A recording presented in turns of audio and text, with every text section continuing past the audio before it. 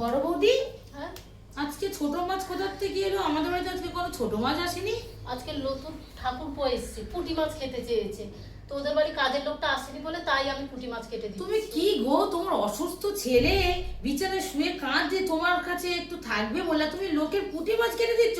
ওঠো বলছি, শিগগিরই ওঠো। পুঁটি মাছটা কেটেই তোমার ছেলে দিব্যি রইলো, তুমি ওঠো বলছি, ওঠো। কি হয়েছে কি হয়েছে কি হয়েছে তোমাদের দুজনের মধ্যে কি হয়েছে? কি সমস্যা বলো তো শুনি। সমস্যা একটাই হয়েছে মা, আপনি বলুন তো। আমরা তো বাঙালি ঘরের বউ, স্বামী সংসার করতে এসেছি। অন্যের বাড়ি কাজের লোক আসবে না, সেই কাজটা যে আমি করব, এটা তো ঠিক না। তো ও না কাটতে পারে বলে ওকে দিয়েছে, একটু কেটে দিতে আর কত সময় লাগবে? কেন মা?